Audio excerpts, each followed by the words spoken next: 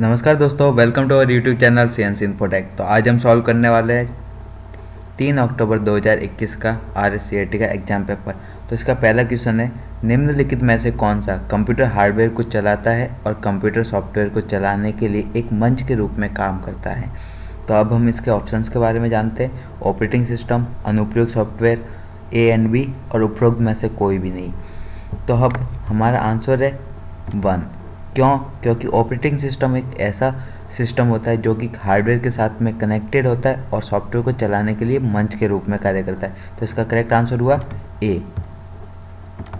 तो अब हम बढ़ते हैं दूसरे क्वेश्चन की ओर। हमारा दूसरा क्वेश्चन है, सबसे तेज कंप्यूटर कौन सा है? तो हमने बात की थी सबसे तेज कंप्यूटर की, तो सबसे तेज कंप्यूटर कौन सा है? डी।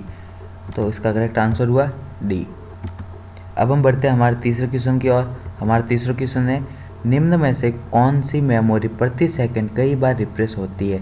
तो जो स्टैटिक रैम है वो रिफ्रेश होने में बहुत टाइम लेती है, बट जो डायनेमिक रैम है वो डायनेमिक प्रति सेकंड रिफ्रेश होती है। तो इसका करेक्ट आंसर हुआ बी। और ईपी रोम और रोम ये भी एक स्टैटिक मेमोरी का ही पार्ट है। तो इसका करेक्ट आंसर हुआ बी। तो अब हम बढ़ते हैं हमारे अगले क्वेश्चन की ओर। हमारा अगला क्वेश्चन है क्वेश्चन नंबर 4, निम्न में से कौन सी मेमोरी अस्थिर वॉलेटाइल प्रकृति की है? वॉलेटाइल प्रकृति का मतलब कि जिसका डेटा नष्ट हो सके। तो ये जो रैम होती है हमारी, वो रैम एक वॉलेटाइल प्रकृति की है। तो इसलिए करेक्ट आंसर हुआ ए। तो अब हम बढ़ते हैं हमारे अगले क्वेश्चन की ओर। हमारा अगला क्वेश्चन है क्वेश्चन नंबर 5। क्वेश्चन नंबर 5 को पढ़ते हैं, निम्न में से कौन सा एप्लीकेशन सॉफ्टवेयर नहीं है? एप्लीकेशन सॉफ्टवेयर नहीं है। तो अब इसके बारे में पढ़ते हैं कि पहला विंडोज एक्सपी, दूसरा VLC मीडिया प्लेयर, तीसरा एडोब रीडर, चौथा फोटोशॉप। तो ये तीन है ना, VLC हुआ, एडोब रीडर हुआ, फोटोशॉप हुआ, ये तीनों एक एप्लीकेशन सॉफ्टवेयर है। पर हमारा विंडो एक्सपी ये एक एप्लीकेशन सॉफ्टवेयर नहीं, ये एक सिस्टम सॉफ्टवेयर है। तो इसका करेक्ट आंसर क्या हुआ? ए। तो ए है इसका करेक्ट आंसर। तो अब हम बढ़ते हैं हमारे अगले क्वेश्चन की ओर। हमारा अगला क्वेश्चन है, एक स्पेस उस डिस्क पर नामित स्थान है जहां फाइलों को संग्रहित किया जाता है। तो हमने बात की थी कि फाइलों को अगर संग्रहित करोगे तो किसी फोल्डर में करोगे। तो इसका करेक्ट आंसर हुआ ए। तो ए है इसका करेक्ट आंसर। तो अब हम बढ़ते हैं हमारे अगले क्वेश्चन की ओर। हमारा अगला क्वेश्चन है क्वेश्चन नंबर 7, वेब ब्राउज़र से आप क्या समझते हो? वेब ब्राउज़र क्या होता है? एक एप्लीकेशन सॉफ्टवेयर है या सिस्टम सॉफ्टवेयर? अब हम बात करते हैं एप्लीकेशन सॉफ्टवेयर क्या होता है और सिस्टम सॉफ्टवेयर क्या होता है। सिस्टम सॉफ्टवेयर हार्डवेयर से कनेक्टेड होते हैं, पर जो एप्लीकेशन सॉफ्टवेयर होते हैं वो हार्डवेयर से कनेक्टेड नहीं होते। तो इसका करेक्ट आंसर क्या हुआ? बी। तो इसका करेक्ट आंसर हुआ बी। तो अब हम बढ़ते हैं हमारे अगले क्वेश्चन की ओर। हमारा अगला क्वेश्चन है क्वेश्चन नंबर 8, निम्न में से सर्च इंजन का उदाहरण है? अगर पेटीएम है तो पेटीएम पेमेंट गेटवे का रूप में यूज होता है। गूगल है, गूगल एक सर्च इंजन है। फ्लिपकार्ट है, फ्लिपकार्ट एक ई-कॉमर्स है। तो अब हमारा करेक्ट आंसर हुआ बी। तो हम चेक करते हैं, हमारा करेक्ट आंसर हुआ बी। तो अब हम बढ़ते हैं हमारे अगले क्वेश्चन की ओर। हमारा अगला क्वेश्चन है, OTP का फुल फॉर्म क्या है? OTP का पूरा नाम क्या है? OTP का पूरा नाम है वन टाइम पासवर्ड। तो इसका करेक्ट आंसर हुआ बी। तो अब हम बढ़ते हैं हमारे अगले क्वेश्चन की ओर। हमारा अगला क्वेश्चन है, निम्न में से कौन सा मोबाइल वॉलेट का उदाहरण नहीं है? मोबाइल वॉलेट का उदाहरण नहीं है। तो मोबाइल वॉलेट का उदाहरण कौन सा नहीं है? वो है क्रेडिट कार्ड। क्यों? क्योंकि SBI बड़ी एक मोबाइल वॉलेट है, भीम एक मोबाइल वॉलेट है, पेटीएम। तो पेटीएम के बारे में तो आप सबने सुना ही है। तो इसका करेक्ट आंसर क्या हुआ? Credit card. क्रेडिट कार्ड इसलिए एक मोबाइल वॉलेट का उदाहरण नहीं है क्योंकि एक फिजिकल कार्ड के रूप में होता है, तो इसलिए ये एक मोबाइल वॉलेट का उदाहरण नहीं है। तो इसका करेक्ट आंसर हुआ डी। अब हम बढ़ते हैं हमारे अगले क्वेश्चन की ओर। हमारा अगला क्वेश्चन है, इनमें से कौन सा एक ई-कॉमर्स वेबसाइट का उदाहरण है? ई-कॉमर्स वेबसाइट कौन सी होती है जहाँ से आप कुछ चीज़ें परचेज या फिर सेल कर सको? तो अब हम बात करते हैं ट्विटर एक सोशल नेटवर्किंग साइट है। फेसबुक एक सोशल नेटवर्किंग साइट है। टाइम्स ऑफ इंडिया एक न्यूज वेबसाइट है। तो इसका करेक्ट आंसर हुआ सी। हम चेक करते हैं, सी इज द करेक्ट आंसर। तो अब हम बढ़ते हैं हमारे अगले क्वेश्चन की ओर। हमारा अगला क्वेश्चन है, तो अब हम बढ़ते हैं हमारे अगले क्वेश्चन की ओर। क्वेश्चन नंबर 12, ऑनलाइन शॉपिंग किस प्रकार का लेन देन है? ऑनलाइन शॉपिंग अगर आप करते हो तो आप एक कंज्यूमर हो जो कि किसी बिजनेस से आप चीज़ें परचेज करते हो। तो इसका आंसर क्या हुआ? बी। तो हम चेक करते हैं, बी है हमारा करेक्ट आंसर। तो अब हम बढ़ते हैं हमारे अगले क्वेश्चन की ओर। हमारा क्वेश्चन नंबर 13, EPDS प्रणाली के संदर्भ में BPL के फुल फॉर्म क्या है? BPL का पूरा नाम है बिलो पॉवर्टी लाइन। तो इसका आंसर है ए। अब हम बढ़ते हैं हमारे अगले क्वेश्चन की ओर। आधार कार्ड संख्या में कितने अंक शामिल होते हैं? तो आधार कार्ड में अगर आपने चेक किया होगा तो कितने अंक होते हैं? 12। तो इसका करेक्ट आंसर हुआ ए। अब हम बढ़ते हैं हमारे अगले क्वेश्चन की ओर। हमारा अगला क्वेश्चन है, भामाशाह कार्ड किस राज्य की प्रमुख पहल है? तो भामाशाह कार्ड को सबसे पहले किसने बनाया था? राजस्थान ने। तो इसका करेक्ट आंसर हुआ ए। तो ए है हमारा करेक्ट आंसर। तो अब हम बढ़ते हैं हमारे अगले क्वेश्चन की ओर। हमारा अगला क्वेश्चन है क्वेश्चन नंबर 16। एक नागरिक ऑनलाइन माध्यम से विश्वविद्यालय के शुल्क का भुगतान कैसे कर सकता है? अगर आप कोई यूनिवर्सिटी का पेमेंट करते हो तो आप किस किस माध्यम से कर सकते हो? ई मित्र से भी कर सकते हो, एसएसओ की आईडी लॉगिन करके भी कर सकते हो, यूनिवर्सिटी पोर्टल से भी कर सकते हो। इसका करेक्ट आंसर क्या हुआ? डी, उपरोक्त सभी। तो हमने चेक किया उपरोक्त सभी। तो अब हम करते हैं अगले क्वेश्चन की ओर। हमारा अगला क्वेश्चन है, निम्न में से कौन सा प्राधिकरण, कौन सी अथॉरिटी ने आधार कार्ड को जारी किया? आधार कार्ड को जारी करने वाली अथॉरिटी का नाम है UIDAI। तो हमारा करेक्ट आंसर हुआ सी। तो सी है हमारा correct answer.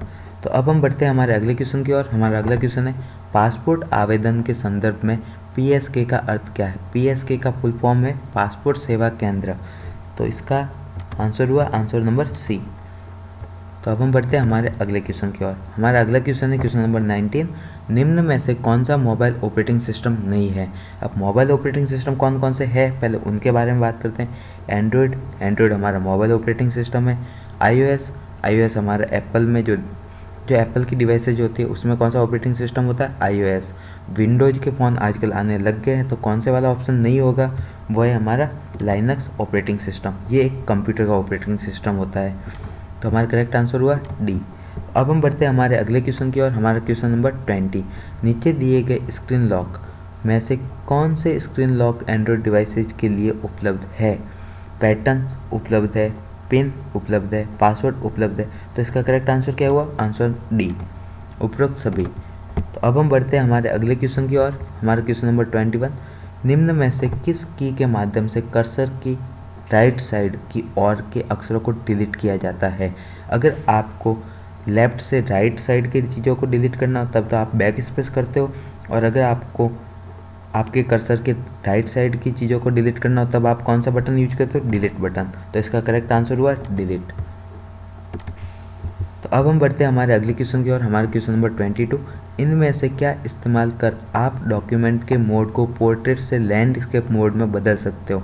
Header and footer tool bar, या print layout view, page setup dialog box, या इनमें से कोई नहीं? अब हम बात करते हैं one by one. Header and footer tool बार में क्या होता है कि आपको हेडिंग और फुटर के लिए कुछ काम करना होता है, उसके लिए होता है। बट जो प्रिंट लेआउट व्यू है उससे आप बदल सकते हो। तो इसका करेक्ट आंसर क्या हुआ? Answer number B. तो अब हम बढ़ते हैं हमारे अगले क्वेश्चन की ओर। हमारा क्वेश्चन नंबर 23। वर्कशीट के एक स्थान की फॉर्मेटिंग को कॉपी कर किसी दूसरे स्थान की फॉर्मेटिंग पर अप्लाई करने के लिए आप किस चीज़ का यूज करोगे? तो इसके लिए आप यूज करोगे Ctrl+C एंड Ctrl+V ऑप्शन का। तो हमारा करेक्ट आंसर हुआ बी। तो बी है हमारा करेक्ट आंसर। अब हम बढ़ते हैं हमारे अगले क्वेश्चन की ओर। Question number 24। Paste special command आपको कॉपी और पेस्ट करने की सुविधा देता है। एक कॉपीड वैल्यू के द्वारा सिलेक्शन को मल्टीप्लाई करने हेतु सेल कमेंट्स द्वारा, एक्चुअल फार्मूले की बजाय एक फार्मूले का परिणाम स्वरूप वैल्यू द्वारा, या उपरोक्त में से कोई नहीं?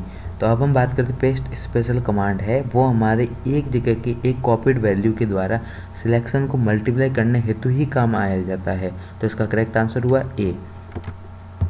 तो ए है इसका करेक्ट आंसर। अब हम बढ़ते हैं हमारे अगले क्वेश्चन की ओर। Question number 25।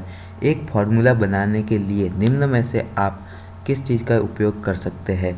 आप सेल की वैल्यू का यूज कर सकते हो और सेल के रेफरेंस का नहीं, ये बात तो गलत है। अपन दोनों ही चीज़ का यूज कर सकते हो। तो इसका करेक्ट आंसर क्या हुआ? आप सेल की वैल्यू भी यूज कर सकते हो और सेल का रेफरेंस भी यूज कर सकते हो। तो इसका करेक्ट आंसर हुआ सी। चेक करते हैं हमारे आंसर को, सी इज द करेक्ट आंसर। अब हम बढ़ते हैं हमारे अगले क्वेश्चन की ओर। हमारा अगला क्वेश्चन है क्वेश्चन नंबर 26। एक पावर पॉइंट शो में निम्न में से कौन सा फाइल फॉर्मेट ऐड किया जा सकता है? फाइल का फॉर्मेट ऐड किया जा सकता है। तो JPG एक इमेज फाइल का फॉर्मेट है, GIF एक इमेज फाइल का फॉर्मेट है, .wav ये एक ऑडियो फाइल का फॉर्मेट है। तो हम सबको पावर पॉइंट शो में ऐड कर सकते हैं। तो इसका करेक्ट आंसर हुआ डी, तो हम चेक करते हैं, डी है हमारा करेक्ट आंसर। अब हम बढ़ते हैं हमारे अगले क्वेश्चन की ओर। हमारा अगला क्वेश्चन है, एक स्लाइड शो में स्लाइड चेंज होने पर डिस्प्ले के लिए अप्लाइड इफेक्ट क्या कहलाता है।